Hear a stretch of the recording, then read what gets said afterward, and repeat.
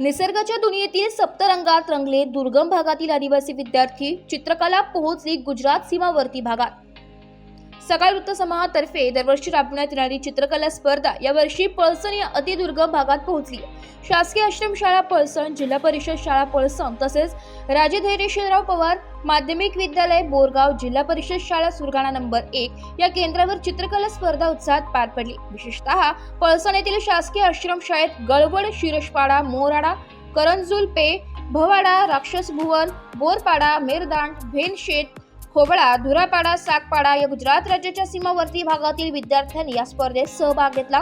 सुरगाणा येथील केंद्रावर शासकीय मुलींचे वसतिगृह येथील अधीक्षिका प्रज्ञा तायडे यांच्या मार्गदर्शनाखाली नर्सिंग कॉलेज, ITI महाविद्यालयीन विद्यार्थिनींनी सहभाग घेतला. समाज कल्याण वसतिगृह, नवजीवन मुलींचे वसतिगृह, पोस्ट बेसिक आश्रमशाळा, नूतन विद्या मंदिर Surgana, Girija Devi English medium school भोरमा या शाळेतील विद्यार्थ्यांनी उत्स्फूर्तपणे सहभाग घेतला.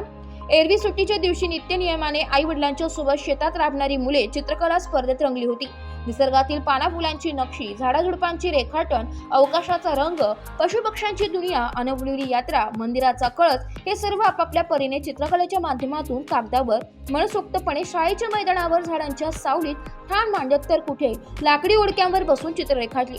या कामी केंद्र प्रमुख उखाराम भोये, मुख्याध्यापक सुरेश जाधव, रतन चौधरी, यशवंत देशमुख, सुरगाणा कला शिक्षक माधव वाघमारे, माली शाळेतील कला शिक्षक भरत पवार, हेमंत बागुल, पळसण येथील शिक्षिका प्रीती बनकर, बोरगाव येथे प्राचार्य वाघ, MV Hake, AVN Deore, GI Deshmukh आदींनी स्पर्धा यशस्वीरित्या करिता परिश्रम घेतलाय. एस मराठी न्यूज साठी प्रतिनिधी रतन चौधरी, सुरगाणा. नाशिक लोकशाहीसाठी प्रतिनिधी रतन चौधरी, सुरगाणा.